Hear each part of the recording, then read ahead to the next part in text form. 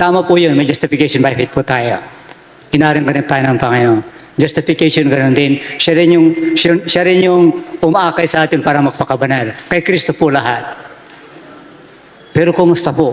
Anong bahagi ng tao para mapanatili yung kanyang kalagayang siya'y ligtas o patuloy na maliligtas? Ano ang tungkulin ng isang mananampalataya? Iaasa ba lang natin doon sa salitang sanctification? Si Kristo ba magbabanal o paano ka babanalin kundi ka naman susunod sa kanyang kalooban? So sabi sa Great Controversy, ang tunay na pagpapakabanal ay alignment o kaayon sa kanyang likas o kay sa kanyang kautusan. So meron pong bahagi ang mananampalataya para mapanatili ang kanyang kalagayang ligtas. Or wala na ba tayong gagawin dahil ginawa lahat ni Kristo ang kaligtasan? Ano po ang bahagi ng isang mananampalataya? Wala ba siyang kooperasyon sa Diyos? Wala ba siyang tungkulin para mapanatili ang kanyang relasyon na maganda sa Diyos? Iaasa lang ba natin? Yun just a pick, yun tama yun. Maliligtas lamang tayo sa pamagitan ng kanyang kapangyarihan, pananampalataya. Tama po yun. Pero sa sanctification, maliwanag na mayroong bahagi ng tao. Ano po yung kanyang gagawin? Ayan, magandang tanong yun, Brother Gomer. No? Hindi po tayo nagtuturo mga kapatid na wala tayong gagawin na dapat malinaw sa atin yon. Kaya lang, yung ating gagawin, hindi po yon ambag sa salvation, hindi yon contribution, kundi yun ay bunga. At yung bunga na yan ay hindi natin magagawa kung hindi tayo nakakabit sa puno. Sa Juan 15, 5 hanggang 6, basahin nga natin. John 15, 5 to 6. Ang sabi, ako ang puno ng ubas, kayo ang mga sanga. Ang nananatili sa akin at ako'y sa kanya, ay siyang nagbubunga ng marami sapagkat kung kayo'y hiwalay sa akin, wala kayong magagawa. So dito pa lang mga kapatid, pinapakita na sa atin na kaya natin nagagawa yung mga bagay na yon kung meron nakikitang action sa atin, ayun ay dahil nakakabit tayo kay Kristo. Verse 6, kung ang sino man ay hindi manatili sa akin, ay siya'y matatapong katulad ng sanga at matutuyo at mga titipunin at mga ihahagis sa apoy at mga susunog. So ibig po sabihin mga kapatid, yung sanctification process, sabi ko nga din kanina, iyon ay gawa din ng Panginoon. Kasi ibig sabihin, hindi natin magagawa iyon kung wala si Kristo. So ibig sabihin, nagbubunga, nakikita ho sa atin yon. Ay, wag lang po natin sabihin na gawa natin yon. Kasi kung nagagawa natin yon dahil nandyan si Kristo, hindi natin pwedeng itaas ang ating sarili kaysa kay Kristo. Kaya natin sinasabi na si Kristo ang gumagawa sa atin, itinataas natin siya, nandito tayo sa baba. Kasi hindi natin magagawa yun kung wala siya. So dapat siyang nasa taas. So ibig sabihin, yung gawa ho natin, meron talaga tayong ginagawa. Hindi pwedeng wala. Kaya lang, sabi ni Pablo, I can do all things through Christ who strengthened me. So, ibig sabihin, yung ating mga nagagawa, kaya maganda yung tanong, ano ba ang ating bahagi o anong ating gagawin? Kailangan po merong bunga. Okay? Yung bunga na yon, kaya nagbunga kasi na-connected tayo sa ating Panginoon. So sa puntong yon, may magandang illustration si Brother Gomer dyan eh. Dalawa, tayo. Ituloy mo yun. Ituloy mo yung sagot. Oh. Actually mga kapatid, ganito po sa ating church, I'm sorry to say, sa tingin ko po ay, kasi meron ngayon, hindi kaila na mayroong dalawang panig. Pero kung titingnan po ninyo, tingnan po ninyo mabuti ha, obserbahan po ninyo. Yung nagsasabi na walang gagawin, meron daw nagsasabi na walang gagawin. Meron namang nagsasabi, yung nagsasabi na, ulitin natin, yung nagsasabi na walang bahagi sa kaligtasan ng tao, may ginagawa po ba sila? Napansin po ninyo? Yung po bang nagsasabi na walang bahagi yung mga tao, wala silang ginagawa. Di ba meron din? Sabi ko nga, ang illustration ko po ganito, kapatid para maunawaan natin. Itong nagsasabi na walang bahagi, Mayroon din siyang ministry. Nagsasabat din siya. Nag-iikapo din siya. Hindi rin siya kumakain ng karumalduman. Tama ba? Pero ang sinasabi niya, wala akong bahagi sa kaligtasan. Okay. Ito namang isa, sabi niya, hindi, may bahagi. At the same thing, may ministry, nagsasabat, hindi rin kumakain ng karumalduman, nag-iikapo din siya. Tanong, ano pinag-iba nila? Di ba parang wala? Mga kapatid, ano pinag-iba nila?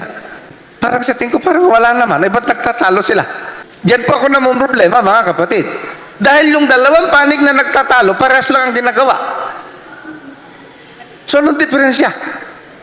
Ito, babasahan ko po kayo. Sa Lucas, sa 18, ito po yung ating iniiwasan dito, mga kapatid, na mangyari sa ating kaisipan. Actually, ang paglalaban po dito yung kaisipan. Natandaan niyo po ba yung Pariseo na nananalangin? Natandaan po ninyo? Pababasahin ko lang po, ha? Sa verse 10, Lucas 18:10. May dalawang lalaking nagsipanhik sa templo upang magsipanalangin. Ang isa'y Pariseo, ang isa'y maniningil ng buwis. Verse 11, ang Pariseo ay nakatayo at nananalangin sa kanyang sarili ng ganito: Diyos, pinapasalamatan kita na hindi ako gaya ng ibang mga tao na mga manglulupig, mga liko, mga mapangalunya, o hindi man lamang gaya ng maniningil ng buwis na ito. Verse 12, makalawa akong nag-aayuno sa isang linggo. Nagbibigay ako ng ikapu sa lahat kong kinakamtan. Tanong, mga kapatid, ano po ang masama sa ginagawa ng Pariseo? Meron po bang masama sa pag-iikapo?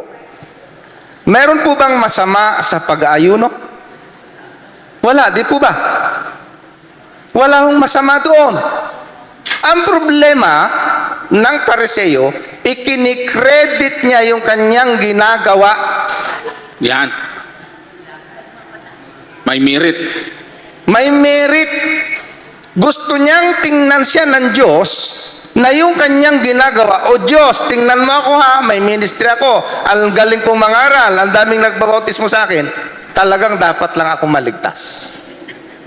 Ito po yung iniiwasan natin, mga kapatid. Okay?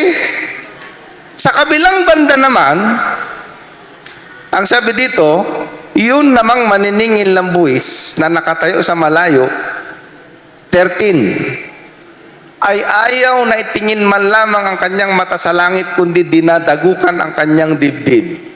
Na sinasabi, Diyos, ikaw ay mahabag sa akin na isang makasalanan.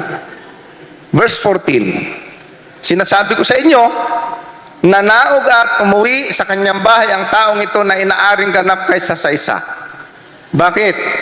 Sapagkat ang bawat nagmamataas sa kanyang sarili ay mabababa, datapat ang nagpapakababa sa kanyang sarili ay matataas. Ang sabi ng Panginoon, blessed are the poor in spirit, for they shall see the kingdom of God. Ano man yung ating ginagawang paglilingkod, mga kapatid, never naiisipin po natin na yan ay magiging dahilan kung bakit tayo mapupunta sa langit. Pag yan po ay ating inisip na, ay magiging katulad lang tayo ng Pariseo. Kung tayo man po ay naglilingkod sa ating Panginoon, yan po ay bunga ng kanyang pag-ibig na ipinakita sa atin. At dapat lang na makita sa mananampalataya ang mabubuting gawa, mga kapatid. Kaya yung isip na may bahagi ba tayo? May gagawin ba tayo? Well, may gagawin po tayo. Kaya lang, kapag inisip na po natin, inumpisan na nating isipin. Alam nyo, pinag-aralan ko po yung first love. Ang sabi ng ating Panginoon sa Ephesians, sa Church of Ephesus, mayroon akong laban sa iyo. Iniwan mo ang iyong unang pag-ibig. Alam niyo ho ba mga kapatid na yung Efeso, na iniwan yung unang pag-ibig, naging Laodicea. Yung Laodicea, anong thinking? Mayaman ako. Hindi ako nangangailangan. Nakita po ninyo? Kasi, ito po yun.